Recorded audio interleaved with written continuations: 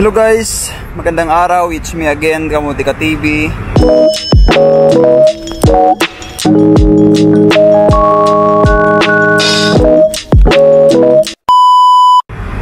Welcome back sa YouTube channel ko.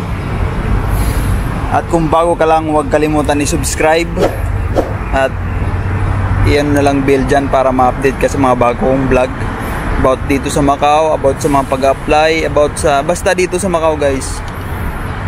Thank you so much sa mga laging nanonood.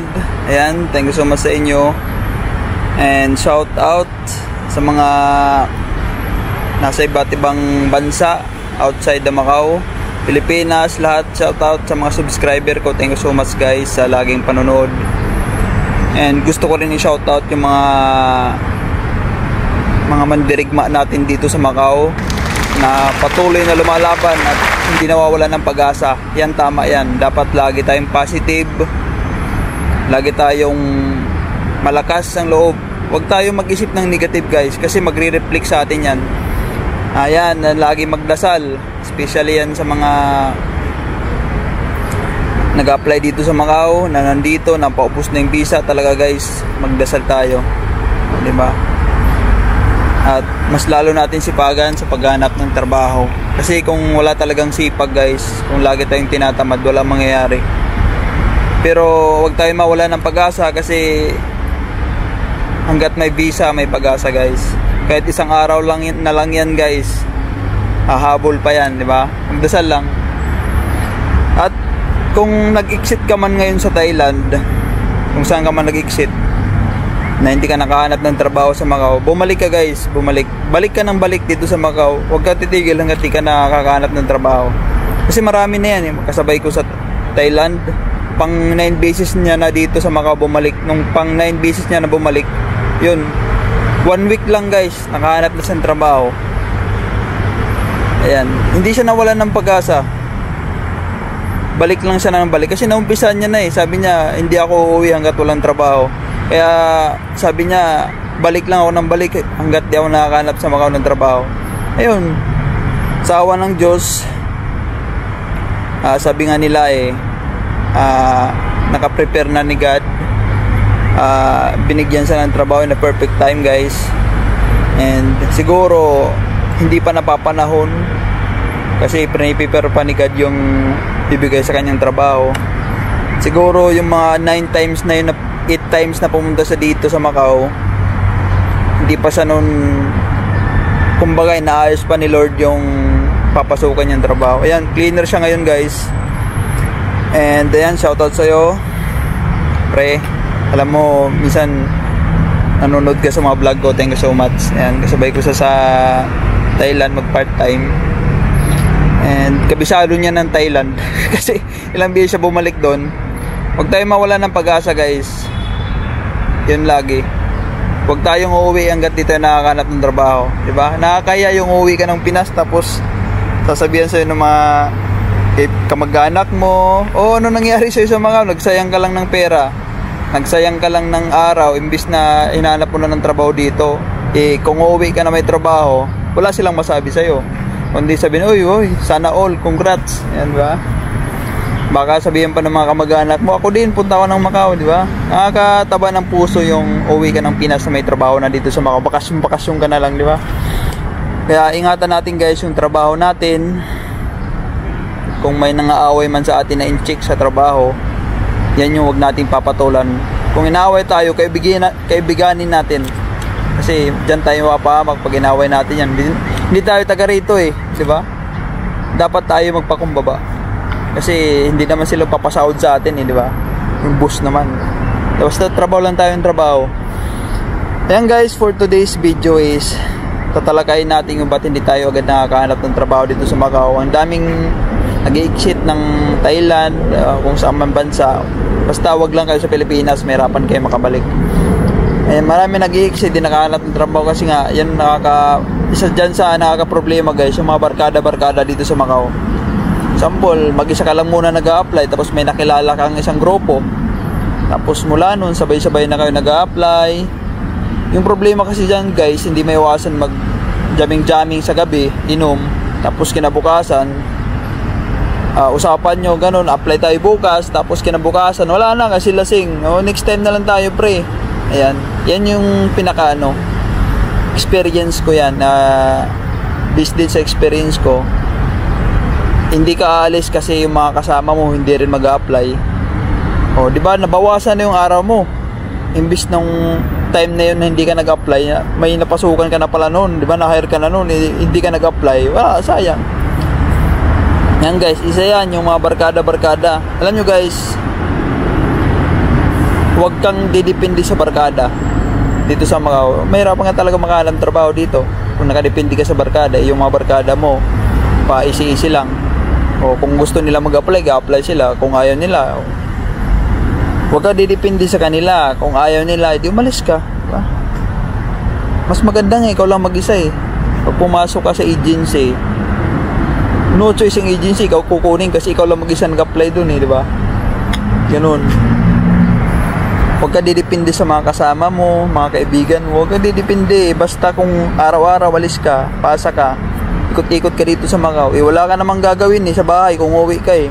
Kasi pag may mga kasama ka guys mag-apply, magpasa lang kayong dalawang agency ng resume, sasabihin na, uwi na tayo pre, tanghali na, bukas na lang ulit tayo. Di ba?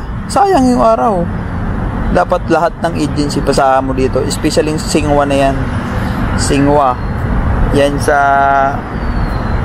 Microlink, pasahan nyo yan dyan kasi marami silang kuta ngayon. Singwa yan sa Excellent, yan dyan sa may Million Dragon na katabi nun, yung may park na sa likod, yan pasahan nyo yan dyan. Dito diba sa may Microlink, dito sa Isan, dito sa taas 17th floor, puntahan nyo yan guys, marami silang hawak na company. Maglagay kayo dyan ng waiter, kitchen helper, caregiver kung may mga experience sa caregiver, yan. Kung may certificate mas maganda kasi yun yung mga hiring ngayon dito sa Macau. Caregiver, cleaner, room attendant, tapos yung kitchen helper or chef cook, yan, mga hiring yan dito sa Macau guys. Yan, huwag kayo didepende sa kanila, pasa ka lang ng pasa. Lahat ng agency puntan, ikutin mo dito sa Macau araw-araw, tapos magpasa ka rin online. Kasi kung didepende ka sa kanila, wala mangyari. Tsaka guys, huwag kayo mahihiya. Kasi pag mahihiyain kayo dito sa Macau, wala mangyayari. Kung mahihiyain kayo, papasok ka sa agency, ikaw lang mag-isa, mahihiya ka, di ka makakapagpasa ka, nahihiya ka eh. Dapat wala kang hiya. Yung kung loko-loko ka sa labas, wag gamitin mo sa pag-apply mo dito yung pagkaloko-loko mo noon. Hindi yung sa labas mo lang ginagamit yung pagkaloko-loko mo. Dapat walang hiya ka dito kasi hindi ka makakahanap talaga agad ng trabaho. Yung kapatid ko guys, yan yung maganda talaga na yung kapatid ko, walang hiya yan eh. Tingnan nyo, hindi na siya nag-exit ng Hong Kong. Ano lang siya dito, hindi pa natapos yung 1 month niya, nakahanap na siyang trabaho kasi nga walang hiya siya. Kahit siya, pinapasok niya. Daming nag-ano na sa kanya, dami siyang tawag araw-araw, may interview siya araw-araw. Kasi pinapasok niya yung mga agency. Hindi siya nagde-drop back guys, hindi siya nagde-drop box. Di ba may drop sa pro cleaning? May drop box yan dyan sa labas. Pumasok siya doon sa loob. Hindi nagdoorbell siya doon sa doorbell. Kala ng mga sa pro cleaning sa loob, kala nila empleyado nila, kukuha lang ng uniform. Pero yung totoo, magpasa pala doon. Pasa sa doon sa loob wala siyang magawa walang magawa, nandun na sa loob sakto may kuta. Yun, kinuha siya kagad. Kinabukasan, pagkapasa niya ngayon, tinawagan siya kinabukasan for interview. Yan, duro-diretso na yun. Yan, nag-apply din siya sa Isan. Pumasok siya dun dito sa yung opisina mismo ng Isan. Di pwede doon. Nirepair siya dito sa Nirepair siya dito sa Microlink. Pumasok siya doon. Sinabi niya na nirepair siya dito sa Isan dito sa Microlink. Yun, siya kaagad. Medical na nga siya kaagad diba? Sabi ko, wag ka dyan sa Isan. Yun, kinabukasan, nag-medical na pa naman siya sa Isan noon. Kinabukasan, siya, Yun na, tumawag yung pro cleaning. Ayan, nasa pro cleaning na siya ngayon guys. Diba? Ang bilis niya makahanap. Na, dami niyang interview araw-araw. Yung G4S, interview siya. Daming agency niyang, kasi wala siyang iya eh. Hindi siya nagda-dropbox. Puntas, pasok siya sa loob ng agency. O, tanong siya kung may kuta. O, eh, maloko-loko din. Naluloko-loko niya doon yung mga, kinuklose niya yung mga sa agency. O, di ba? Ganun. Tsaka, guys, siya lang mag-isa, maalis. Wala siyang kasama. Tuturo ko lang yun, punta ka sa ganitong agency. Kasi di ako makasama sa kanya nun eh. Busy ako nun eh. Punta ka sa ganitong agency. Basta sabi ko, wag ka lang dun sa kulay blue na building. Pulis yun. Yari ka. Yun. Wala siyang iya. Yan ang gusto ko sa kanya. Sabi ko, kung pahiya ka dito sa Macau, di ka makakanap ng trabaho. Diba? Dapat walang hiya ka dito sa Macau. Yun guys, yun yung gawin nyo. Okay, may pasok kayo dun. Pasok kayo sa mga agency. Pag may makita kayong human resources sa nakasulat sa labas, pasukin nyo. Diba? May hiya. Saka mas maganda mag-isa ka lang. May ikot mo yung Macau. May mga agency dito guys na di ko pa nakikita. Hinahanap ko pa hanggang ngayon. Di ko alam kung saan address yun. Matago ng mga agency. Nakikita, minsan may makikita akong agency na di ko akala may agency pala yun. Diba? Yung doon ko lang nakita, doon ko lang narinig na may agency palang ganun. Kasi lalakad-lakad ako dito eh. Nagtitingin-tingin ako ng mga agency para guys mapuntahan nyo. Para may recommend ko yung agency na to, ganito. Kasi dapat guys, pag naglalakad kayo dito sa Macau, tingin-tingin kayo sa paligid. Diba? Mas maganda yung mag-isa ka lang. Kasi pag marami kayo, example, may gusto kang pasahan na agency, sasabihin, wag ka nang pumunta doon, nagpunta na kami doon, walang kuta, di ba? Wala, sila lang nakapas, ikaw hindi. Tapos yung resume nyo, ayusin nyo guys. Ayusin nyo, lagyan nyo ng highlights yung mga experience, lahat ng experience ilagay nyo dito sa Macau, ilagay nyo sa resume nyo. Tapos tandaan nyo, tapos yung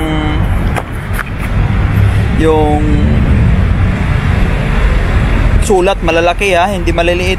Kasi pansin ko yung mga resume nyo dito sa Macau guys, maliliit yung sulat, lakihan nyo para makita agad. Kasi pag maliliit, mga incheck, minsan malabo na yung mata eh. Lalo na yung mga nasa agency, malabo na yung mata, kasalamin na, di nila makita eh. Next agad yun sila. Pag nagtitingin sila ng mga resume, dapat malalaking sulat. Personal information nyo, ayusin nyo guys. Yan, ganun. Experience.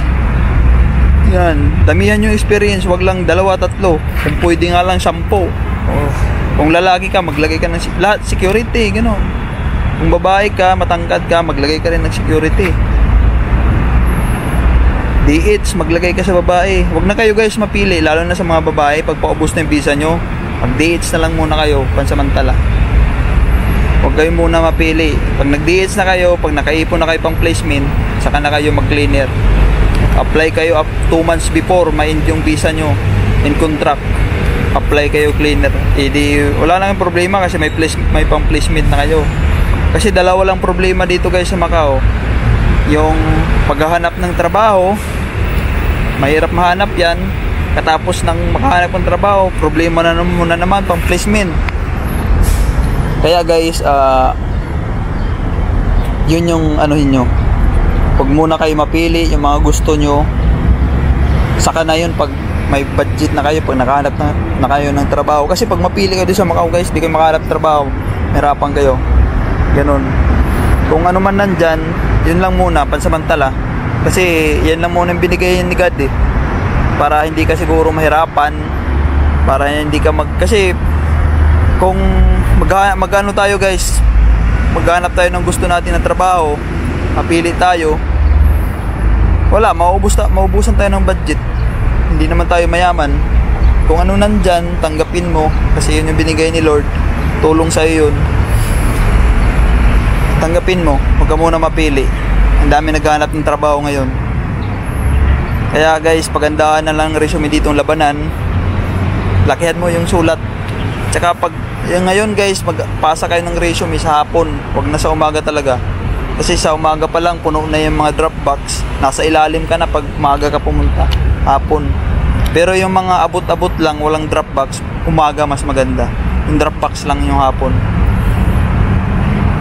Pasukin yung mga agency sa loob.